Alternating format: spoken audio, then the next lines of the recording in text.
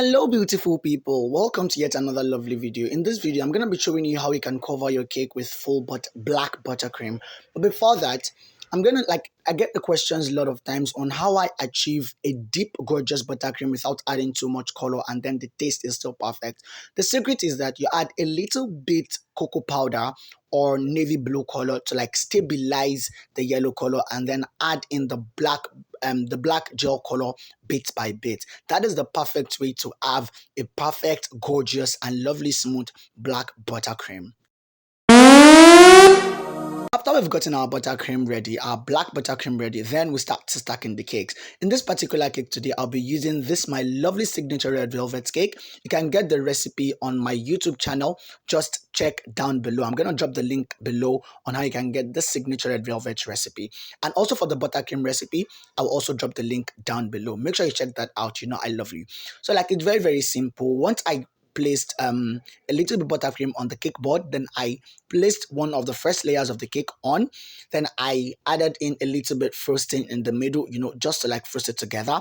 Then I added the top layer. I'm gonna be doing just 2 layers in this particular cake. Afterwards, when I was done with that, I will be going with the crumb coating. I'm not really a fan of trimming cakes. However, there are some situations where I trim my cakes, but in this particular cake I'm not trimming at all because I have a smooth, flawless, and very, very clean red velvet cakes already. So then I went throughout the body of the cake, just adding in the filling.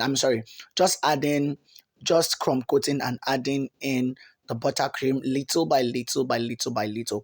This particular buttercream recipe is very, very easy. It is smooth and it is easily achievable. So after I did that, I was just going around the body, around the sides with my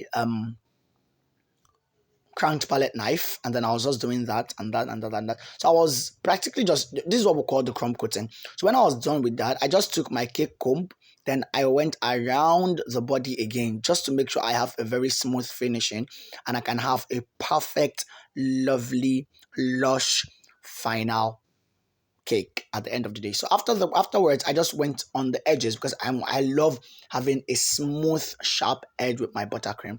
So I just went around with the body, just to maintain that particular thing. So then I took my my tissue paper just to clean up the board because we need to be very, very clean when you're working with cakes, right? So then let's not get to the final coating. At the final coating, I I added my black buttercream into my piping bag. I love using this method a lot. I only use the normal spread over method once in a while, but this pipe on body method is what I love using and I resonate with it a lot, and it makes my work a little bit more faster. So when I was done with that, when I was done with the sides, I went with the top as well, and then I took my what is it called? I took my cake comb or my scraper. Sorry, I took my my palette knife first. I went with the top. It's very good to go with the top of the cake first because once you go with the top, you'll be able to achieve the sharp edges at the end of the day. You get what I'm trying to say? Yep. If you get it, forget about it. If you don't get it, forget about it. That was just in a light mode.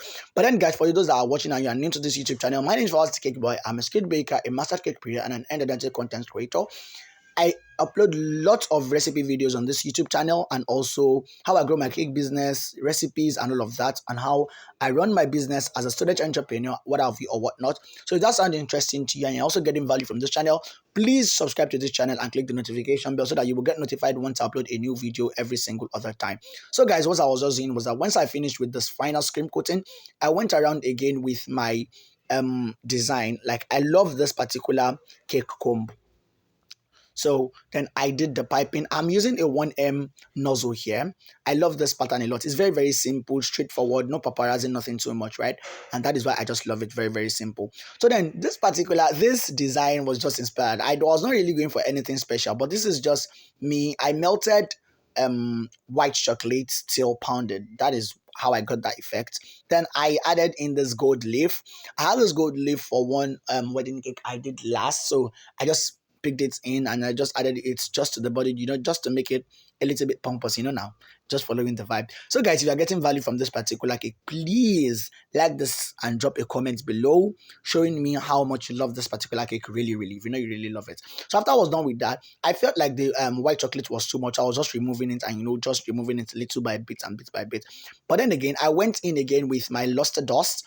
I added it with a little bit of edible spirit and just to like make it have an effect on the cake. I love the outcome of this cake because I was not really going for anything. I didn't have anything in my brain. I just went for what came to me, right? Then I added it, I topped it with this chocolate. My client said he wants something just nice, so I just topped it with this chocolate, guys. So I added in my topper, and this was me when I was packing the cake for delivery. Then I added it in because the cake box works. So I just packaged it for my client, and I hope you really learned a lot from this video. Make sure you subscribe, and thank you very much for watching. I love you.